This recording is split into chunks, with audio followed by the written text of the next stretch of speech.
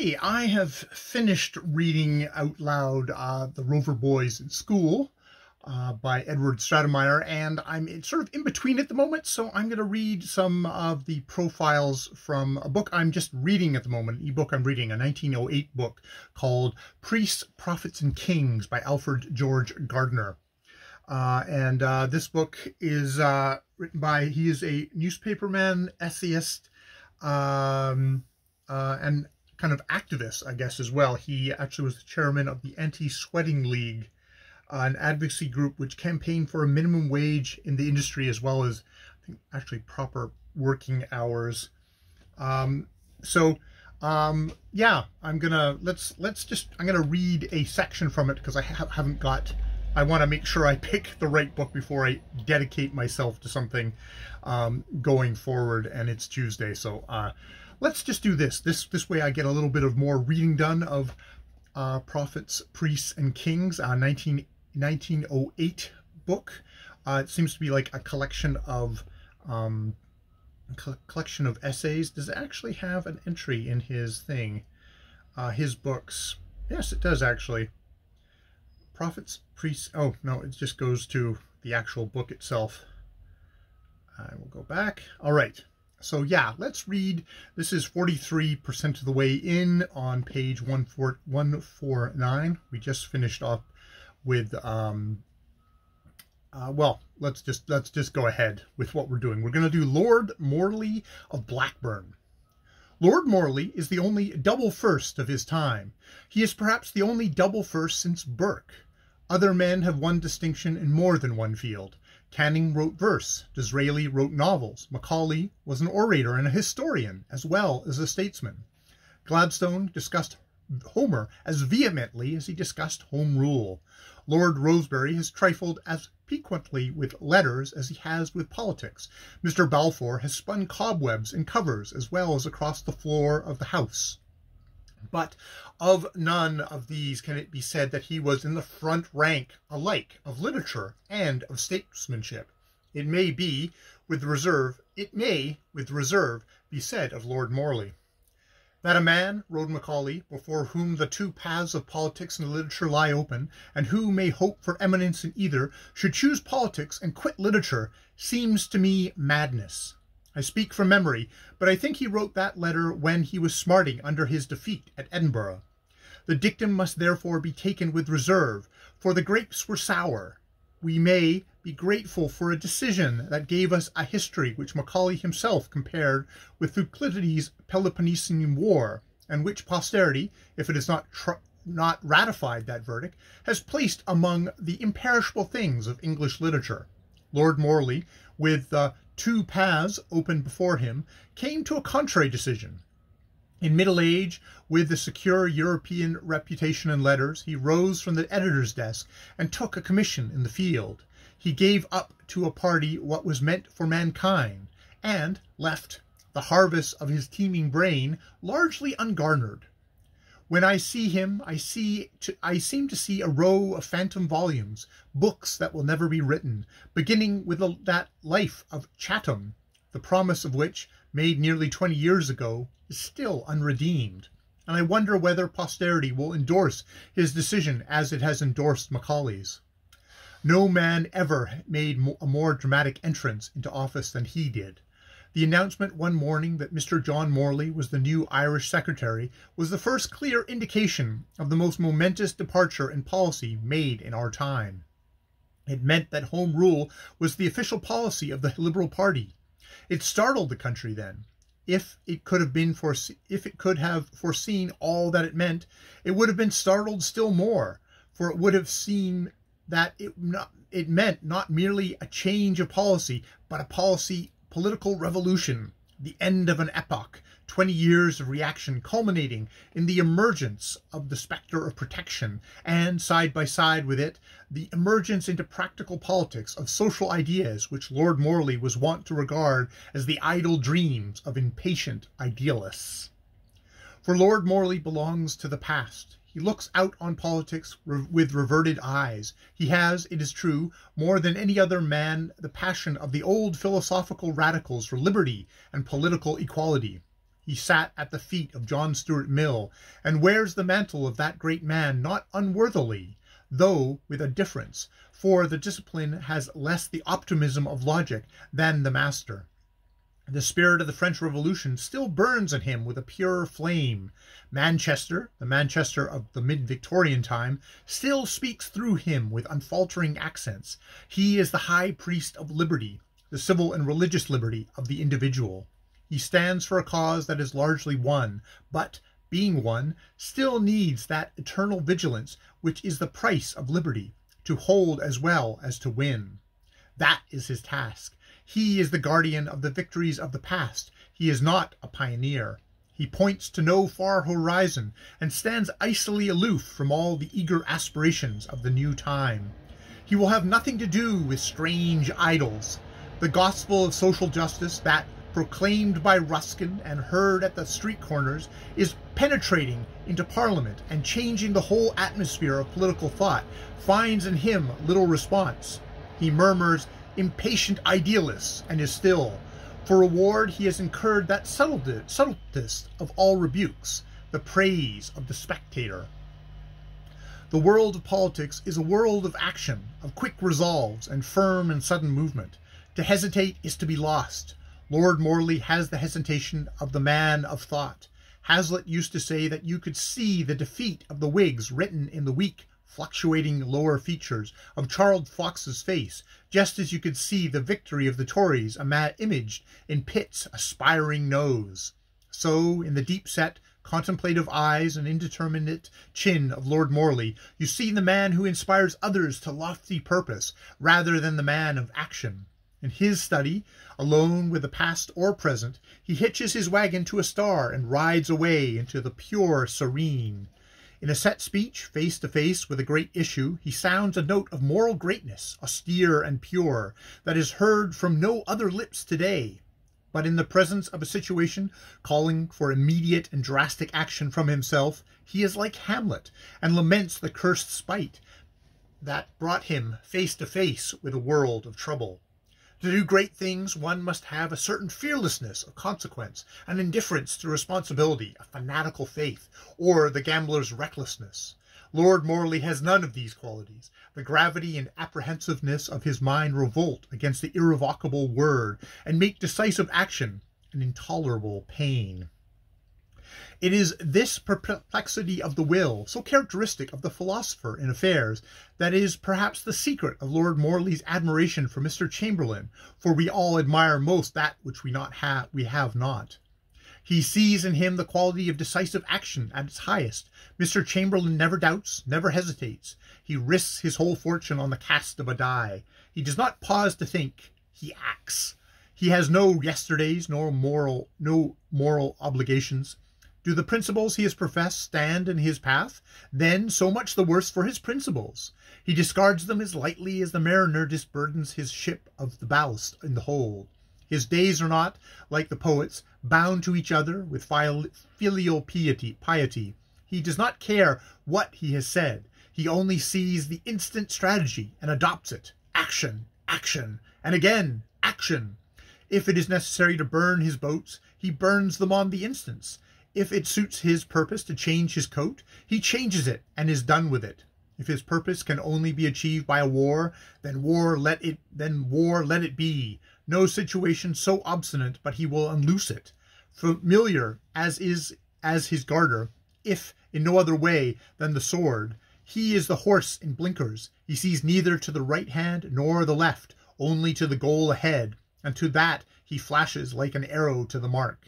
He knows that the thing the people love in a leader is swift decision and dramatic, fearless action. Right or wrong, act. Lord Morley, lost in reflection, weighing all the delicately balanced factors, sees with wonder the whirlwind go by. Nor is the dominion of reflection over action the only bar to the leadership of liberalism which once seemed within his scope.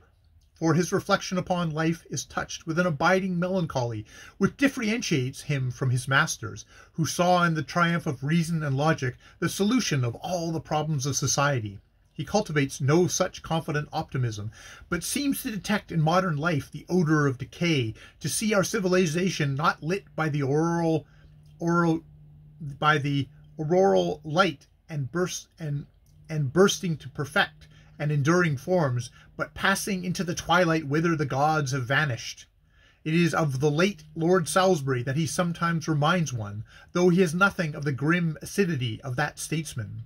Lord Salisbury, it was well said, was, like the leader of a lost cause, resolved to fight on, though well assured that nothing but defeat awaited him. His deep-rooted skepticism about all the tendencies of what he called our miserable life was quantified only by the disposition to resist all change, not because the existing social order was good, but because it existed, and because his despairing vision saw nothing but deeper gloom ahead. It was the disposition to bear the ills we have rather than to fly to others we know not of. The ship was doomed, and human effort and impertinence. The ship was doomed, and human effort and impertinence. Lord Morley's dejection is charged with a more active principle. It may be a losing fight in which we are engaged, but human effort after perfection is none the less not an impertinence, but the highest duty. The ship may be doomed, but we still steer it by the stars. With Empocles he says, "Fear not, life still leaves human effort scope, but, since life teems with ill, nurse no extravagant hope, because thou must not dream, thou needest not then despair." A pessimistic philosophy is not inconsistent with the leadership of the Tory party, but to liberalism it would be fatal, and even the stoicism of Arnold, which more nearly represents the attitude of Lord Morley, would serve only as a check to dissolution. For liberalism must be compact of dreams and inspired by extravagant hopes. 25 years ago, the future of British politics seemed bound up with three friends, the most powerful triumvirate of our time: Citizen Chamberlain, providing the driving power and the popular appeal; Citizen Dyke, the encyclopedic knowledge of detail and affairs; John Morley, the moral motive and the intellectual foundation. Together they could have moved mountains, but the combination, for various reasons, fell to pieces, and the great hope vanished in 20 years of dismal reaction. The pity of it, Iago! Oh, the pity of it! It is one of the two great personal tragedies of modern politics. Of the three, Lord Morley alone remains in effective service, and upon him, the preacher of political liberty, the irony of events has placed the burden of despotic control over a vast subject people dimly struggling towards freedom. It seems like a jest of fate, a jest to show how far the stern moralist, the foe of the reason of state, can resist the assaults of circumstance and of entrenched officialdom. It is too soon yet to judge the results. The deportation of Lajpat Rai suggests that Lord Morley has begun to dig his own grave, but the victory of second thoughts still keeps him on the side of the angels. With courage, he may yet make India his title to rank among statesmen of the first class secure, and then his claim to a double first will be established. But whether success or failure awaits him, he cannot fail to stand out as one of the most memorable figures of our time, for he breathes into the atmospheres of public life the quality it most needs and most lacks, the quality of a lofty and instructed moral fever. It was that quality which made Victorian politics great. It is the absence of that quality which makes the politics of today so inferior in spirit, if not in purpose. There is no one left who can use the stops of the great organ, save Lord Morley, and he, in these days, uses them only too rarely. 20 years ago, a speech by John Morley was an event. I recall one great utterance of his in Lancashire as the most memorable speech I have heard. Its peroration, so simple and poignant, lingers in the memory like a sonnet. He was speaking of Ireland, and he closed, as I remember it, thus: "Gentlemen, do Ireland as you would be done by. If she is poor, remember, it is you who have denied to her the fruits of her labor. If she is ignorant, remember, it is your laws that have closed her to her the book of knowledge. If she is excessive, as some of you may think, in her devotion to a church which is not the church of most of you, remember that church was her only friend and comforter in the dark hour. Gentlemen, the dark hour is past. She has found other friends, other comforters. We will never desert her. You will catch that thrilling note in the oratory of Lord Morley at times, for he touches politics with a certain spiritual emotion that makes a less business or a game than a religion. He lifts it out of the street onto the high lands, where the view is wide and the air pure, and where voices heard are the voices that do not bewilder or betray. He is the conscience of the political world, the barometer of our corporate soul. Tap him, and you shall see whether we are set at foul or fair. He is often being on the losing side, sometimes perhaps on the wrong side, never on the side of wrong. He is true as a dial to the sun, although it may not shined upon, though it be not shined upon. There is about him a sense of splendid austerity of truth, cold but exhilarating. It is not merely that he does not lie. There are some other politicians of whom that may be said. It is that he does not trifle with truth. It is sacred and inviolate. He would not admit with Erasmus that there are seasons when we must even conceal truth, still less with Fouché that les paroles sont faites pour châter nos pensées. His regard for truth is expressed in the motto to the essay on compromise. It makes all the difference in the world whether we put truth in the first place or in the second. This inflexible veracity is the rarest and most precious virtue in politics. It made him, if not, as Trevelyan says of Macaulay, the worst popular candidate since Coriolanus, at least a severe test of a constituency's attachment. It is Lord Morley's contribution to the common stock. Truth and justice, these are the fixed stars by which he steers his bark, and even the prayer book places religion and piety after them. For indeed, they are the true foundations of religion and piety. It is this severe loyalty to truth and justice that is the note of his writings. This and a clarity and an invigoration of style that gives one the sense of a brisk walk on the moorlands. He is like the breath of winter, frosty but kindly. The lucidity of his thoughts is matched by the chasteness of his phrasing. He does not love what Holmes called the Macaulay flowers of literature. He does not burst into glossy purples that outredden all voluptuous garden roses. But he is a well of English pure and undefiled, a well whose waters have never served any growth save what was noble and worthy. In personal intercourse, he is singularly attractive. True, he has something of the impatience and hot temper that used to make his brother, the doctor, so formidable and delightful. But the lightning is harmless and soon over, if you are good and discreet, and then his smile makes ample reparation. It is the most sensitive smile I know. The famous smile of Mr. Balfour has more the quality of the charmer, but this has the same winning pensiveness without the elusiveness and uncertainty of the other. And there is one sure specific for banishing his frown. Insinuate into the conversation a delicate reference to literature, and the sky clears magically. Then you discover where his heart really dwells, and are admitted to the most intimate chambers of his thought. He is like one who has escaped from the prison of the present, with all its fateful tasks, to the free air where one may talk of the fathers that begat us, and pass judgment upon all their deeds and words without the uncomfortable necessity of facing their problems and the perils of committing their errors. He is not, and could never be, a popular politician. He is too eclectic, dwells too much apart for that. "I'm not a gregarious person," he once said, and apart from his passion for music, he has few popular tastes. But there is no man whose word carries more weight with friends and foes than his does. The old jibe at him about spelling God with a small g is no longer heard, for he has made men realize that there may be at least as much true religion in the spirit in which one doubts as in the most exact formulas of belief, and he has never divorced the chivalrous austerity of his teaching from the conduct of his own life. It was characteristic of him that when he lived on top of the hog's back and kept a horse and trap to meet him at the station, he always walked behind the animal when going uphill.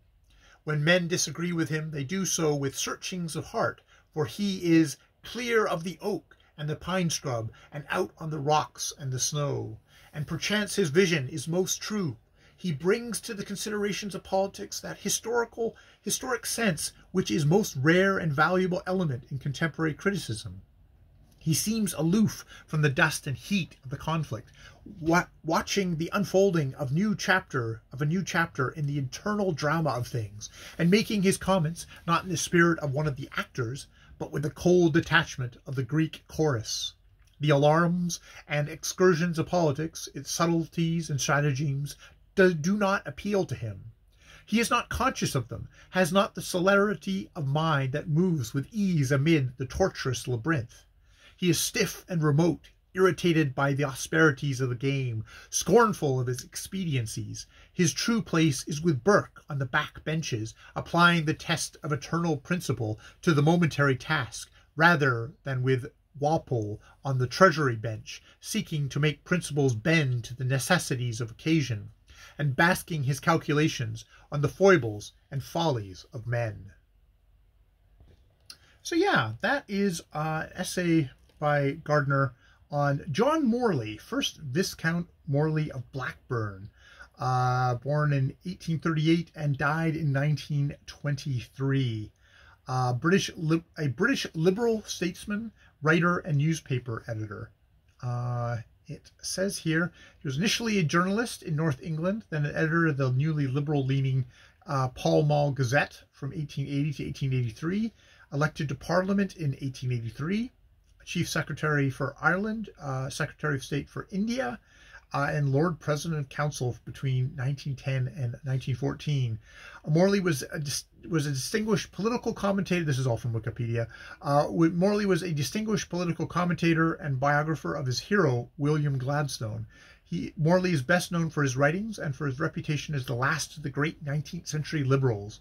He opposed imperialism and the Second Boer War. He supported Home Rule for Ireland. His opposition to British entry into the First World War as an ally of Russia led him to leave the government in 1914. So you know, he spent a good amount of his time in literature. He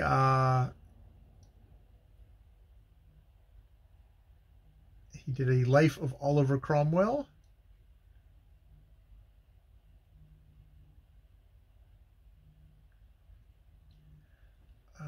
What was his publications? Yeah, he did Edmund Burke, A Historical Study was his first book.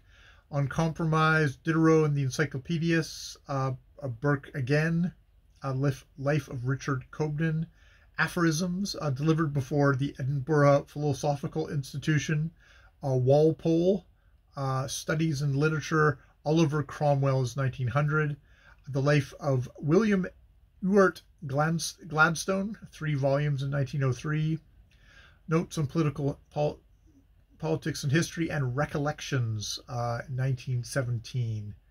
So yes, that is John Mrly, which it's always just fascinating to hear somebody's the actual time wax upon somebody and talk about them as maybe they weren't the greatest leader, but they are still someone that was very worth listening to, even if maybe they don't have that thing that a leader needs, and sometimes maybe a reckless thing that a leader needs.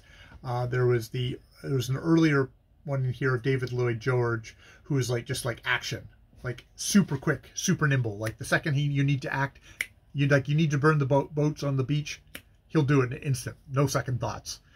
Which, you know, that strangely, you kind of like, oh, you can make that decision and not have any regrets. Yep, I can, because maybe that makes a certain kind of leader. All right, I will leave it there. More videos later.